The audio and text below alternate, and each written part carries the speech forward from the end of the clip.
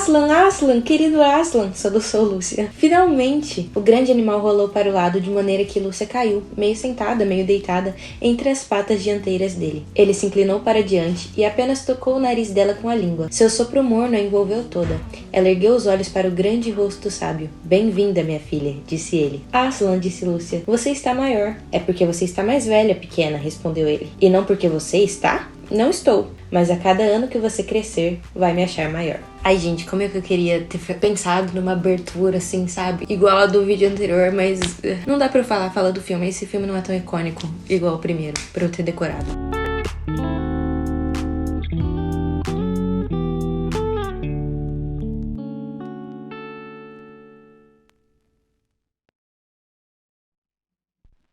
Gente, tudo bem? Eu sou a Lívia do Cabeceira e estamos aqui para dar continuidade à nossa série das Crônicas de Nárnia. E eu estou aqui para ler O Príncipe Caspian. Bora! Eu juro pra vocês que a parte mais difícil desses vlogs de leitura é, tipo, achar um lugar que seja confortável de ler e de gravar. Antes da gente começar a leitura em si, eu só queria falar um pouquinho sobre essa edição maravilhosa da HarperCollins. Vocês sabem que eles lançaram as edições todas separadinhas e a gente vai ter, sim, vídeo de todos os contos, todas as crônicas. A gente só se atrapalhou um pouquinho, até decidido quem vai resenhar o quê. Então fiquem atentos no canal, inclusive, pra ver o resto da nossa série de leitura das Crônicas de Nárnia. Mas sobre o Príncipe Caspian, gente, ele tem o corte pretinho, assim, olha que coisa linda. Aquele capricho de todas as outras edições, vocês já conhecem, ilustrações no meio. Bora ler agora.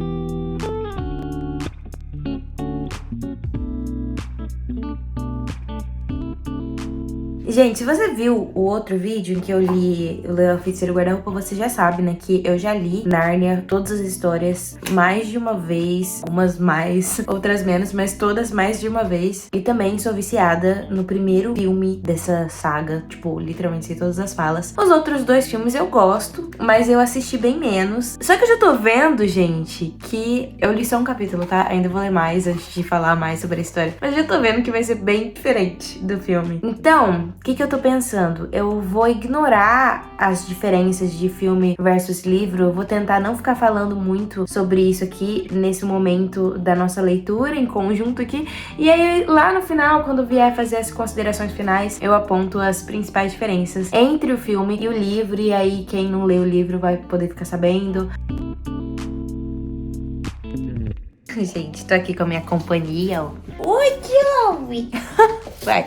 Eu não sei se eu vou ler mais ainda hoje, mas eu resolvi falar do que eu já li, porque eu vou fazer uma pausa agora pra comer e tudo mais, e aí sabe-se lá se eu vou voltar ou não. Sossega, menino. Enfim, gente, a parte que eu li até agora, o que aconteceu? Eles estavam lá na estação de metrô e de repente eles foram sugados ali, começaram a sentir que tinha alguma coisa acontecendo, e aí a estação de metrô some e eles vão parar no meio de um bosque. E aí, nesse bosque, eles começam tipo, meu Deus, e aí, onde a gente tá? Será que a gente tá em Nárnia? Vamos explorar aí. E aí eles vão e se deparam, veem que eles estão, na verdade, numa praia ali, tem uma praia. E aí eles, de primeira, começam a se divertir na praia, e aí depois eles começam a, peraí, gente, mas assim, a gente tá no meio do nada? O que a gente vai comer? O que a gente vai beber? Tipo, eu tô ficando com fome, tô ficando com sede. Que é o que acontece, né? Inclusive, o C.S. Lewis fala isso nesse livro. Quando você tá brincando na água salgada debaixo de sol, quando você vai pra praia, entra no mar, não te dá uma fome, uma sede bizarra. E aí eles começam a ficar com fome, com sede, e falam, vamos explorar aí pra ver onde a gente acha alguma coisa pra comer, pra beber. Eles começam a andar pela praia até à procura de um rio, um riacho, pra poderem beber água. E aí eles acham um riacho, finalmente, depois de horas andando. E aí nesse riacho eles veem que dá abertura ali pra um pomar, e aí eles vão por esse pomar, e nesse pomar eles veem que tem um portão, e aí atrás desse portão tem ruínas de um castelo, e aí eles vão, começam a, tipo, gente, acontece muita coisa,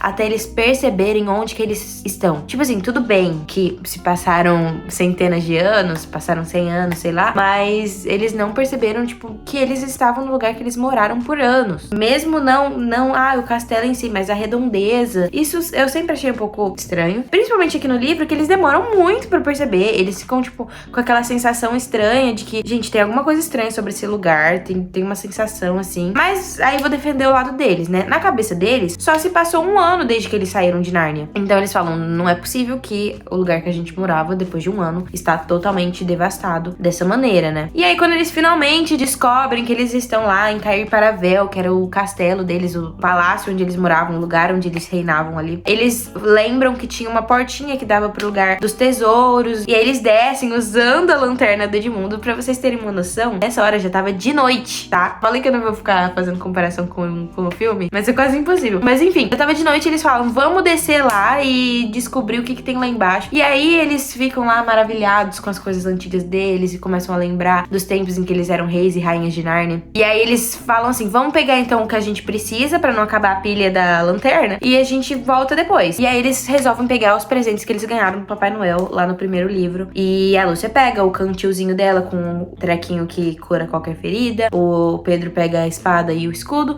e a Susana pega o arco e flecha, mas ela não acha a trombeta lá. Qual que é o nome disso? Não acha aquele chifre lá, aquele que assoprava e vinha qualquer ajuda, e a ajuda viria, seja em qualquer situação que ela tivesse. Ela não acha, e aí já temos um mini cliffhangerzinho, né, que a gente fala, vamos fingir que a gente não viu o filme.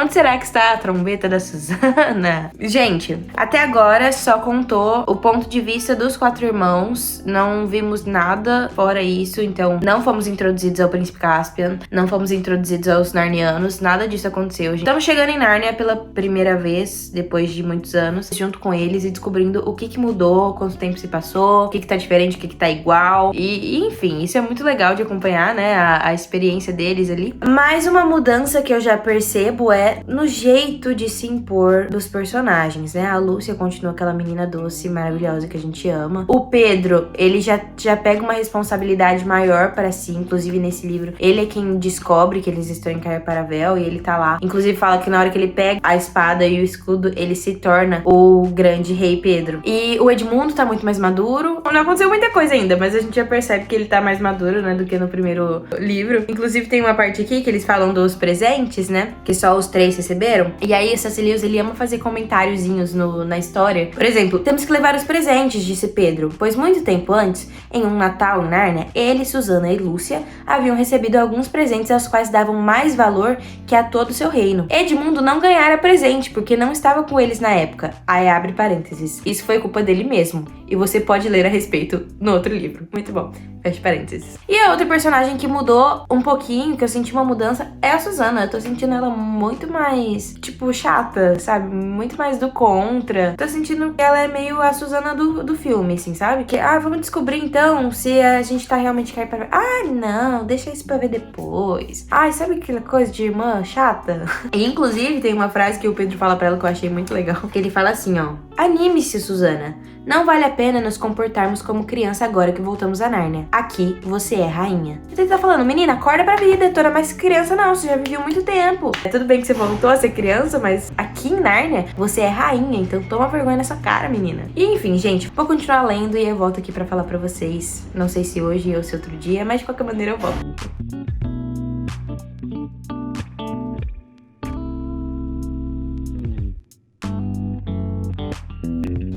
Gente, li mais um pouquinho e agora eu vou ter que parar porque já a Bia tá aqui pra gente gravar nossa programação normal do Cabeceira. Mas olha isso, gente, eu amo quando o livro vai ficando cheio de marcaçõezinhas e tá cheio de anotação também. Por enquanto, o que aconteceu até agora? Depois que eu contei tudo aquilo deles acharem as ruínas de Cair Paravel e tudo mais, eles encontram lá com o anão Trumpkin, né, que chama? Que é aquela cena dos 2 guardas do castelo levando um anão pra, enfim, matar ele e jogar ele no rio, e aí eles encontram esse anão e o anão conta a história de Caspian. Até agora o anão não percebeu que eles são os reis e rainhas do passado. Ele tá só ali conversando com eles, tipo assim, como se eles fossem mais pessoas normais. E aí ele conta a história do rei Caspian. E a gente tá tipo assim, rei? Ele já tá chamando o príncipe Caspian de rei? E ele chama o rei Caspian de rei dos Narnianos e não rei dos Telmarinos. E aí ele vai contar a história de como é que o Caspian, enfim, entrou em contato com os Narnianos e tudo mais. E conta a história desde que o Caspian era pequenininho e ele ouvia histórias de uma ama, das antigas histórias de Nárnia e das criaturas e tudo mais. E aí ele, como era criança, foi falar lá pro tio dele, tipo, eu queria viver nos tempos antigos, onde os animais falavam, e tinham anões, e tinham gigantes, e tinham seres mágicos e tudo mais. E o tio dele ficou tipo assim, o que, menino? Não, parou de falar loucura e vai lá e despede a ama. E aí contrata um novo tutor, que é o Dr. Cornelius, né, que a gente conhece. E aí ele vai contar as histórias pro Caspian da antiga Nárnia, só que com muito mais cuidado, só quando não tem ninguém ouvindo e, tipo, num lugar muito específico e deixando muito claro pro Caspian, tipo, você não pode falar pro seu tio que eu tô te contando sobre isso, porque a sua linhagem é que fez os narnianos serem quase extintos, né? O seu antecessor, o Caspian I, foi chamado de conquistador, porque ele veio de Telmar e conquistou Nárnia e destruiu o país dos narnianos e tudo mais. E aí ele vai aprendendo tudo que a linhagem dele fez e ele fala, mano, quero mudar isso daí. E ele descobre também que o tutor dele é um meio anão. Então, né, os anões começaram a, tipo, se infiltrar ali no meio dos humanos e tiveram, enfim, descendentes com os humanos. E aí nasceu uma nova raça dos meios anões. E ele fala assim, que ele ainda sonha com uma Nárnia livre, como era nos dias antigamente, e que ele conta essas histórias pro Caspian para que ele possa encontrar os narnianos e reinar pelos narnianos, assim, quando ele for rei. Só que aí acontece que o rei Miraz, né, o Lord Miraz, que tava ali se passando por rei, porque, tipo, em algum momento ele matou o pai do Caspian, e o Caspian não sabia disso, e se tornou o rei de Nárnia, né? Até então ele achava que não poderia ter filhos, então ele tava suave, deixando o Caspian viver, pra quando ele morresse, o Caspian ia ser rei e tudo mais, ia continuar ali a linhagem dos Telmarinos, reis de Nárnia, mas aí ele tem um filho, homem, e aí ele decide matar o Caspian, e aí o tutor do Caspian acorda ele no meio da noite, fala, foge, menino, que seu tio vai te matar, e tudo mais, e aí ele encontra os narnianos, e naquele momento ali que o Texugo e o Nikabrik, que são os anões ali, trazem ele pra dentro de casa, o Trumpkin, que é o anão vermelho, eles chamam aqui, né, loirinho, ele ainda tava vivendo com o Nikabrik e o Texugo, né, ele não tinha sido sequestrado ali pelos Telmarinos, então ele passa a conhecer a história do Caspian antes e determinar que, tipo, ok, então você tá do lado dos narnianos, dos antigos narnianos, então você é o nosso rei. E por isso que quando ele conhece lá o rei Pedro, a rainha Susana, o Edmundo e a Lúcia e tudo mais, ele já fala do Caspian como se fosse o rei dos narnianos. Algo que eu tô tendo, tipo assim, um sentimento diferente do que o primeiro livro, é que aqui eu tô achando que a história tá sendo muito mais profunda, tá sendo contada com muito mais profundidade do que no primeiro livro. Eu achei que no primeiro livro as coisas iam acontecendo muito rápido, e aqui a gente já tá no, quer dizer, a gente já tá no capítulo, já ou ainda? Ai, tô confusa. Aqui a gente tá no capítulo 6 e a gente já ficou sabendo de muita coisa, entendeu? E contado com muita profundidade. Tanto a história do Caspian, quanto o fato deles, enfim, encontrarem lá Cair Paravel, as ruínas e tudo mais. A história parece que tá demorando mais pra acontecer. Tipo, aqui ele conta sobre eles sentindo fome e como que eles vão resolver a situação, tipo, do que comer, do que beber, entendeu? E no filme a gente, tipo, nem pensa nisso. As coisas vão acontecendo assim, ó. Em meio dia acontece o que aconteceu aqui em uma semana. Tipo isso. Enfim, gostaria de continuar lendo nesse momento. Talvez eu leia mais de noite, mas agora eu vou ter que parar porque já a Bia chega aí. Uma outra coisa que eu queria comentar é que, tipo assim, eu não sei se eu já falei disso, mas tem um mapa aqui, ó, na folha de rosto. Eu achei muito útil porque eu voltei aqui no mapa e fui entendendo onde exatamente as coisas aconteciam, né? Então aqui tá o castelo dos Telmarinos e Cair Paravel tá só aqui, ó. Tá longe pra caramba. E aí eles contam que os Telmarinos tinham medo, né, de passar por esses bosques e de chegar no mar por conta das histórias antigas sobre Aslan. Eu vou até ler um pedaço disso, né? E a caverna do Caça-Trufas, que é o Texugo tá aqui. O Caspian fugiu até aqui, ó, até chegar na caverna do Caça-Trufas. Enfim, a gente vai vendo todas as coisas e vai entendendo melhor como é que funciona a geografia de Nárnia. Aí aqui, gente, tem uma parte que o Dr. Cornelius está contando pro Caspian por que os Telmarinos têm medo de passar pelos bosques, né? Eles falam que nos bosques tem muitos fantasmas e não chegam no mar. Inclusive tem uma hora que ele fala assim, então o Caspian aprendeu gramática, história, geografia, blá blá blá, astronomia e não sei o que, e uma lista de um monte de coisas.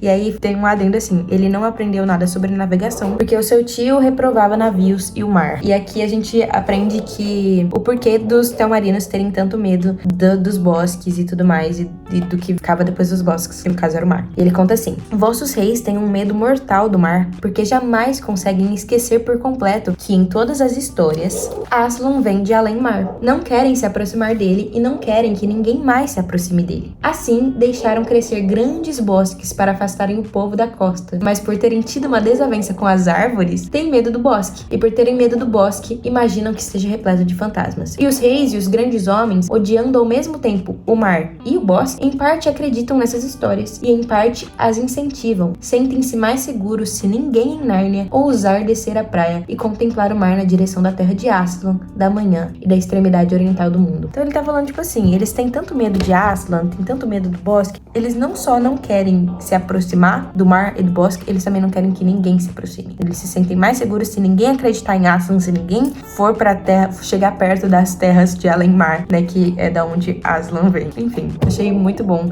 essa parte sendo explicada.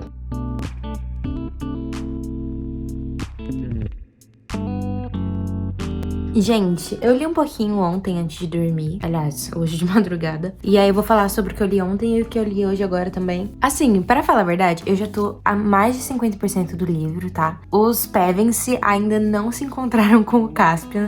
As histórias estão acontecendo, tipo, diferentes. Aqui tá narrando a história dos Pevensie e a história do Caspian. E a gente percebe que, primeiro, acho que não tem faunos no filme, né? E aqui tem faunos, tem uma cena super bonita deles dançando em volta da fogueira e tudo mais. E, gente, é muito mais profundo o jeito que a gente consegue ver que o Caspian desenvolve ali um relacionamento com os Narnianos. Ele conhece todo tipo de criatura e vai se apegando e conhecendo e se interessando em defendê-los, né? E eles já começam ali a planejar batalhas e tudo mais. E o Trumpkin, inclusive, junto, vendo tudo isso acontecer. Então ele desenvolve uma lealdade pelo Caspian, né? O Caspian já vira o rei dos Narnianos naquele momento. E enquanto isso, os Pevensie estão lá no mundo real ainda, né? Porque lembrando que o Trumpkin tá contando a história do Caspian pros Pevensie. Então, nesse momento da história, os Pevensie ainda não tinham chegado em Nárnia. E aí, eles começam a ter várias batalhas contra o exército do rei Miraz.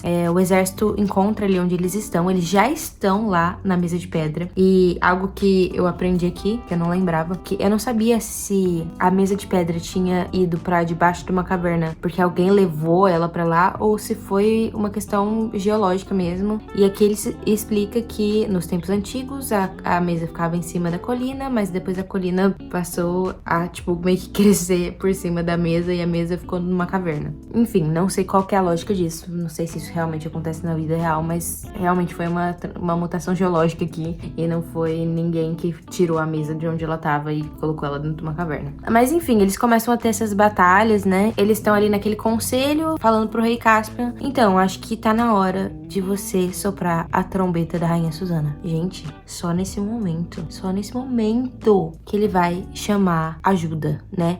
E aí, esqueci de contar, tá? Nesse ponto da história, o tutor do Caspian já conseguiu localizar onde estavam os Narnianos, junto com o Caspian, já faz parte ali do conselho do rei Caspian, já tá lá junto nas batalhas e tudo mais. Ele vira meio que o conselheiro mesmo ali do rei. E enfim, aí o Caspian decide então soprar a trombeta e ele manda o Trumpkin ir até Cair Paravel, que ele acha, provavelmente os Pevensie, né, os reis do passado, vão chegar lá em Cair Paravel, que é onde ficava o trono deles. E se a ajuda for Aslan, provavelmente ele vai vir por lá também, porque ele vem de além mar, e Cair Paravel fica na praia. Então vai lá pra praia e tenta achar essa ajuda e tal. E aí o Trumpkin acontece que ele foi capturado por um guarda do palácio, enfim, nanana, e toda aquela história que eu já contei dele encontrando os 4 irmãos. E aí eu falei que ele não tinha percebido que eles eram os 4 reis, mas na verdade ele percebeu, ele só não ficou nada impressionado, entendeu? Ele ficou tipo assim, mano, 4 crianças, entendeu? A gente tava esperando aqui 4 guerreiros, adultos, formados, e na verdade são 4 crianças. E aí eles começam a, tipo, querer então provar pro Trumpkin que eles ainda são os reis e rainhas do passado, os grandes reis, mesmo sendo crianças, né? E aí tem toda aquela ceninha o Edmundo lutando com ele com a espada. Mas aqui no livro a gente também tem uma cena da Susana fazendo uma competição de arco e flecha com o anão. E da Lúcia curando ele, que ele machucou o ombro, alguma coisa assim, tava com um ferimento profundo. E ela cura ele lá com o trequinho que ela tem de curar. E enfim, ele muito convencido de que realmente vocês vão ser de grande ajuda. Vamos até o Caspian. E agora eles estão indo até o Caspian. É isso que aconteceu até agora.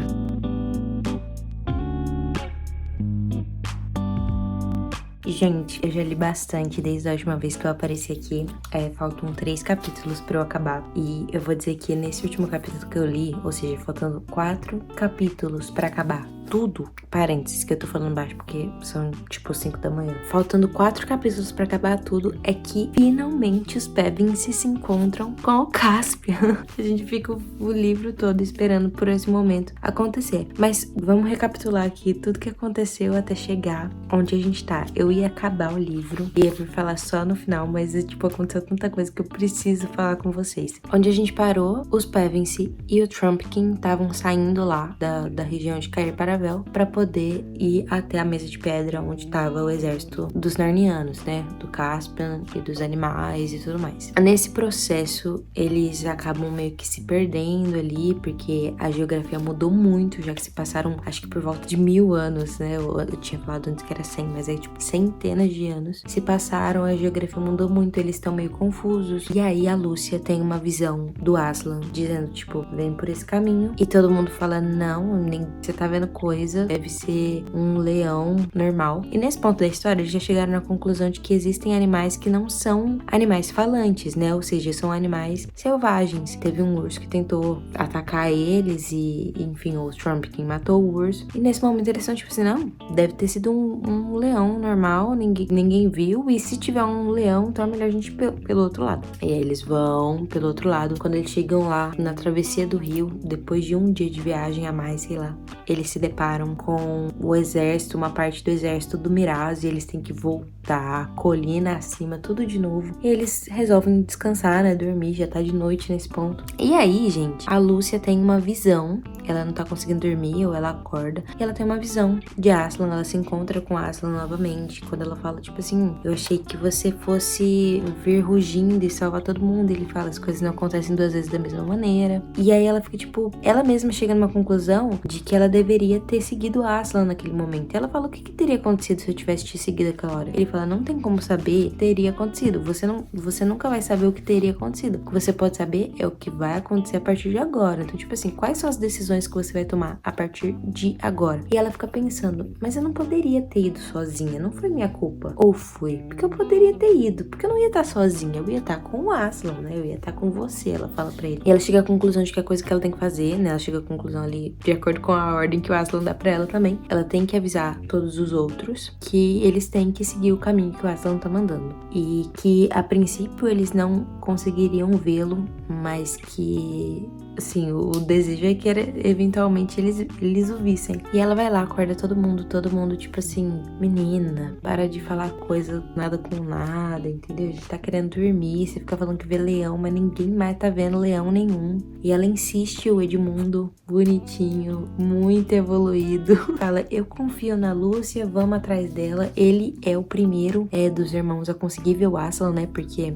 ela vai seguindo o Aslan e eles vão seguindo ela, porque eles não estão vendo o Aslan. E aí ele é o primeiro a ver o Aslan, fico muito orgulhosa, gente. Olha, ai que evolução de personagem, meu Deus. E aí, aos poucos, cada um vai vendo. A última a ver é a Susana. Ela só vê na hora que eles chegam na colina da mesa de pedra. E ela fica toda envergonhada. Mas enfim, o Aslan vai lá, recebe todo mundo como filhos e tudo mais. E fala pra Susana, você foi derrotada aí pelo medo. Ah, então deixa eu te dar um sopro de coragem e dar um na cara dela. Mas enfim, aí eles entram numa caverna lá e vão chegando. Enquanto eles estão chegando perto da onde tá o pessoal lá do Caspian, eles vão ouvindo a conversa da galera discutindo, tipo assim, Caspian, a gente tá assim, sem alternativas, você soprou a trombeta e não veio ajuda, a gente tá achando que não vai vir ajuda coisa nenhuma, que não vai vir Aslan, que não sei o que. E o Nikabrik, que é o outro anão, ele é meio pirado das ideias, né? E aí ele começa a sugerir, então, que eles tragam a feiticeira branca de volta. Uma coisa que eu achei interessantíssima que eu senti nessa releitura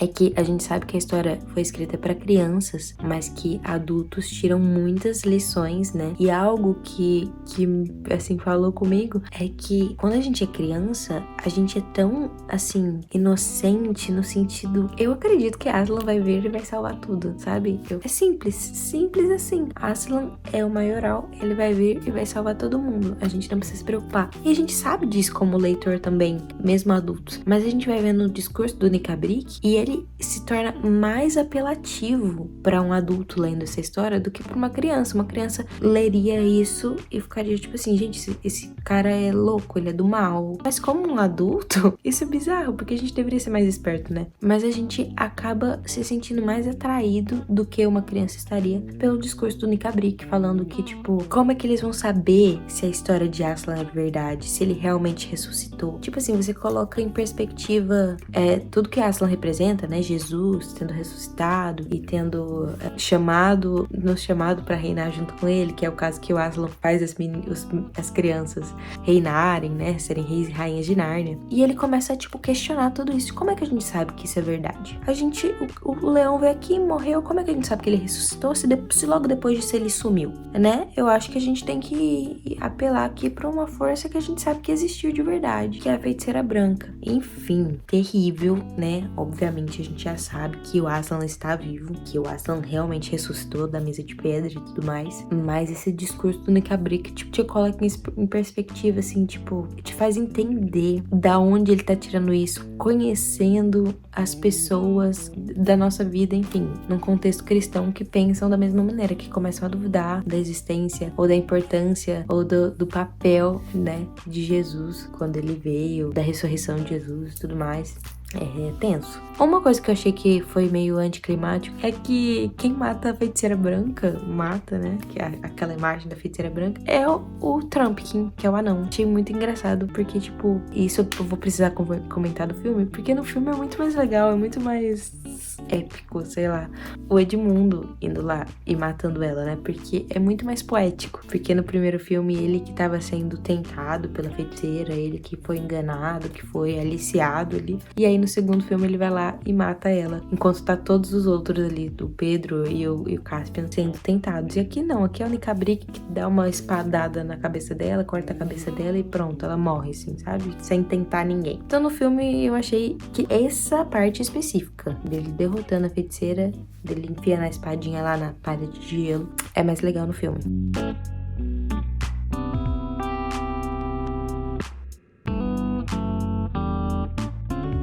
Gente, vocês fizeram as contas aí de quantos dias eu demorei pra ler esse livro? Eu acho que eu li mais rápido do que o primeiro. Mas vamos lá para as considerações finais desse vídeo, desse vlog de leitura. Eu vou tentar não falar tanto. Eu já quero falar uma coisa pra vocês. A gente tá pensando, quando acabar os vlogs de leitura das Crônicas de Nárnia, a gente fazer um vídeo especial sobre as analogias de Nárnia com o cristianismo e tudo mais. Tudo que C.S. Lewis colocou ali implantadinho nas histórias. A gente tá muito empolgado pra fazer esse vídeo. Então se vocês também estão, deixa aqui nos comentários. E falando nisso, a primeira coisa que eu quero falar é que eu acho que a impressão geral das pessoas é que o primeiro livro, né, o Leão, a Feiticeira e Guarda-Roupa, é cheio de analogias e os outros nem tanto, que os outros são meio tipo, é mais uma historinha que se passa em Nárnia. Mas não, gente, todos os livros C.S. Lewis colocou muito significado, assim, né, por trás das páginas, por trás dos capítulos, dos personagens, das coisas que acontecem e principalmente, né, de Aslan e tudo que ele representa. E esse aqui não poderia ser diferente. Eu já fui comentando algumas coisas com vocês durante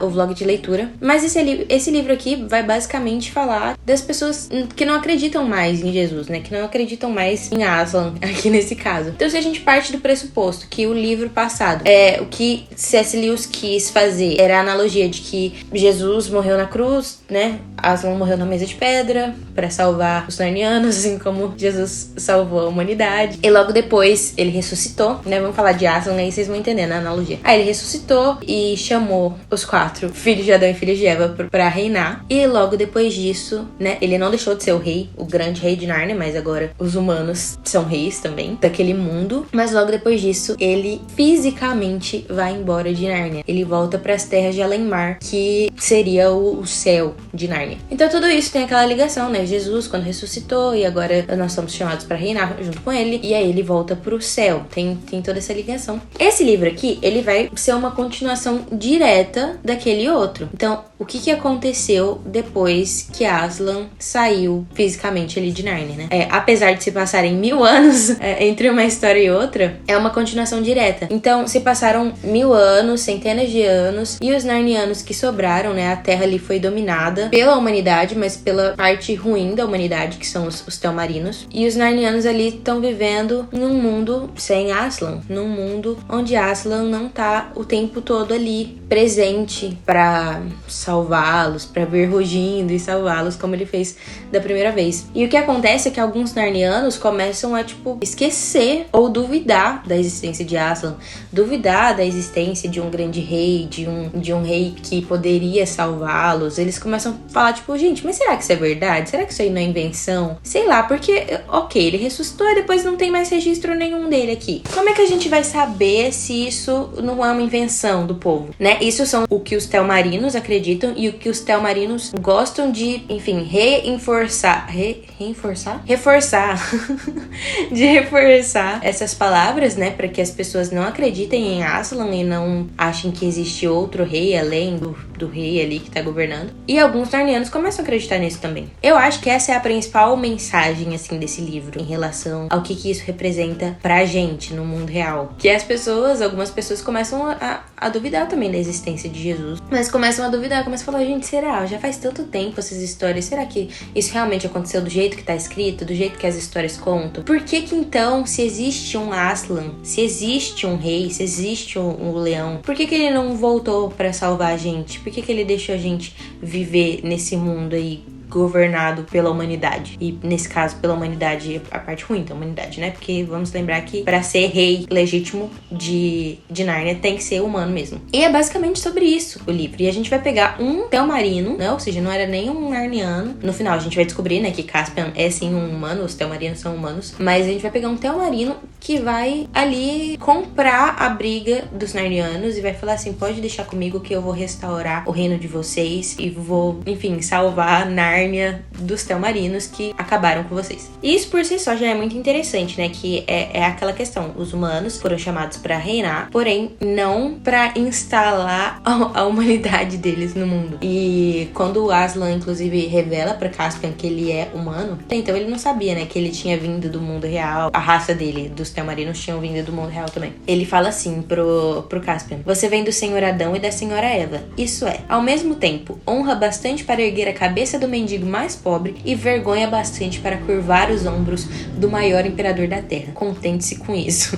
Então ele fala, humano honro bastante, mas a gente também tem vergonha bastante na humanidade, né? A gente sabe disso, é difícil de explicar, mas todo mundo entende esse conceito. A diferença é que o Lord Miraz lá, mesmo sendo um humano, teoricamente, ele só queria saber, de engrandecer a ele mesmo e não de ser um bom governante, e ele queria governar sozinho. Já o Caspian, ele queria o bem dos narnianos, o bem do mundo ali, e ele não se sentia capaz de governar sozinho, porque ele era só uma criança, né? Por isso que o Aslan falou, então você tá preparado pra governar sozinho, porque você sabe que você não consegue governar sozinho. Então ele não queria honra pra ele não queria, eu quero ser o rei e tudo mais. E isso por si só já é um assunto bem interessante. Gente, eu acho que eu tô falando demais. Mas vamos lá, eu falei que eu ia falar das diferenças do filme pro livro. No geral, não tem tanta diferença, mas eu acho que tem algumas coisinhas que fazem diferença no imaginário, assim, sabe? Primeiro, o jeito que o filme construiu aqueles narnianos lá, sei lá, gente, não tem a mesma graça, sabe, o mesmo esplendor do primeiro filme. Tem muitos personagens que eles deixaram de fora, personagens que, não fazem tanta diferença pra história em si, mas que fariam diferença nesse imaginário. Por exemplo, um urso que tá do lado deles, igual no primeiro filme tinha os castores, aqui a gente só vai ter o texugo, né, que é o caça-trufas, o Hip-Chip no filme, né, e só. E aqui no livro tem vários outros animais que, ajudam a montar esse imaginário sociedade dos Narnianos e dos animais falantes e tudo mais. Tem outras diferenças, como por exemplo, a Lúcia, ela realmente viu Aslan, né? Ela teve uma visão ali, ela tava acordada quando ela viu Aslan, ela não tava sonhando. E Aslan tava ali, só que as pessoas não estavam vendo ele, os irmãos dela não estavam vendo ele. E até que ele fala pra ela, querida, se os outros não vão com você, tipo assim, é o seu papel chamar os outros pra irem com você. Mas se os outros não forem, você vai. Você não vai estar sozinha, você vai estar comigo. Você não precisa ter medo de ir sozinha, seguir o seu chamado aí. Mas o seu papel é sempre chamar os outros pra irem com você. Então tá vendo, gente? Tem muita coisa crente nesse livro. Você só precisa, tipo, ler entre as entrelinhas. Eles também não invadem o castelo do Miraz no meio da noite. Não tem essa cena que tem no filme. No filme tem até aquela questão, né, do Edmundo perdendo a lanterna. E aí vai buscar a lanterna e não sei o que. E eles vão lá e aí o Caspian tenta matar Miraz. Isso não acontece no filme, no livro. O exército de Miraz que vai até onde estavam os Narnianos e eles ficam combatendo lá na mesa de pedra mesmo. Basicamente, o livro todo, a parte que conta, né, de Caspian. Outra coisa que é muito diferente é o tempo de convivência ali dos Pevensie com os Narnianos e com o Caspian em si. Nesse livro, a gente vai ver as duas histórias acontecendo separadamente e nos últimos, acho que 2 ou 3 capítulos é que eles vão realmente se encontrar. Então, tipo assim, não tem romance de Caspian com Susana, não tem nada disso, não tem... Eles não viram uma grande família ali antes, porque eles se conhecem muito pouco. Outra coisa muito interessante, né, é que lá no livro o Caspian soa a trombeta logo no começo. Então ele logo já encontra com os irmãos Pevensie, né, com os reis do passado, antes de entender qual que era a grandiosidade da situação que ele tava. E aqui não. Ele vai primeiro conhecer os Narnianos, vai primeiro se colocar ali como rei, se colocar ali como uma figura que vai salvar os Narnianos. E só quando eles falam assim, mano, a gente tá muito ferrado mesmo, é que ele decide soprar a trombeta conscientemente e ele fala, eu não sei o que isso vai trazer, pode ser que tragam os reis e rainhas do passado, mas eu não sei.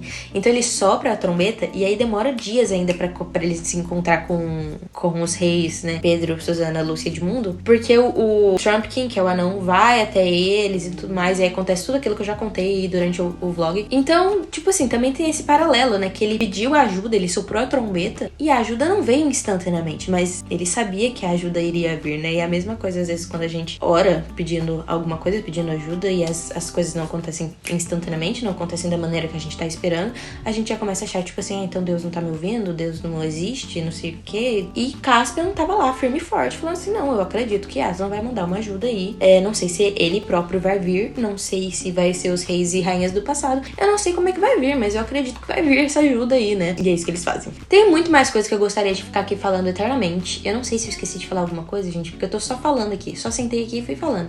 Mas a gente quer fazer esse vídeo especial de Nárnia no final das contas, então se ficou faltando alguma coisa, pode ficar tranquilo que vou com certeza falar sobre nesse outro vídeo que a gente for gravar. Mas antes de acabar o vídeo, eu só queria falar um pouquinho mais sobre essa edição aqui, porque no outro vídeo que eu fiz, do vlog de O Leão Feiticeiro Guarda-Roupa, eu só falei bem dessa edição, se eu não me engano. Eu só tenho algumas reclamações. Gente, esse douradinho aqui é muito bonito, eu não sei nem se dá pra ver. Aí. Só que ele fica saindo, tá vendo? Ele fica descascando. Esse ainda descascou menos. O do Leão Feiticeiro Guarda-Roupa descascou mais. E aí vai ficando feio. Vai dando uma dó que ele vai descascando esse aqui. Conforme a gente vai lendo mesmo. Tipo, eu não levei isso aqui pra guerra nem nada assim, gente. Eu li aqui em casa, no meu quarto, e ele foi descascando. Então, isso dá uma dosinha. Mas uma coisa boa, gente, que eu gostei dessa edição aqui, foi o mapa. Porque eu usei bastante. Toda vez que eles falavam, então eles foram da caverna do Caça-Trufas até o Morro de Aslan. E eu ficava tipo assim, nossa, eles andaram tudo isso, entendeu? Então eu usei bastante esse mapa, eu achei muito legal ter ele aqui. E as imagens de dentro, assim, como sempre, maravilhosas.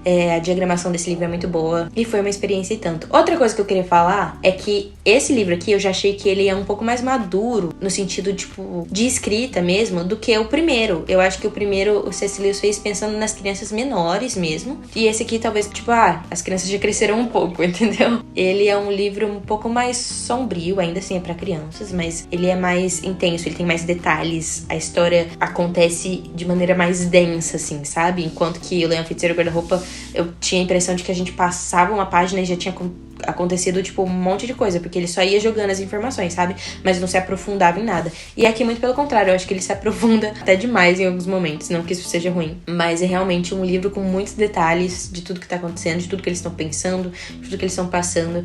E eu acho, eu gostei mais de ler esse do que Leão, Feiticeira e Guarda-Roupa, por incrível que pareça. Apesar de que eu amo muito aquela história. E é isso, tô muito ansiosa pra ler os outros livros, né? A partir de agora, eu não sei se volto mais pra fazer vlogs, mas podem ficar tranquilos que a gente vai ter vlog. O próximo vai ser o Rony com a Marina. E, enfim, os próximos também não vou dar spoiler, mas tá tudo programado, todo mundo vai gravar. Espero que vocês gostem muito desse... Como é que chama? Desse quadro nosso, do nosso canal. Se vocês quiserem que a gente faça isso com alguma outra série que vocês gostem, deixa aí nos comentários também. E não posso esquecer, o Príncipe Caspian é digno da sua cabeceira? Deixa aí nos comentários, manda pros seus amigos. Espero muito que vocês tenham se divertido tanto quanto eu assistindo esse vídeo. No caso, eu gravando e vocês assistindo esse vídeo. E vejo vocês no próximo vídeo.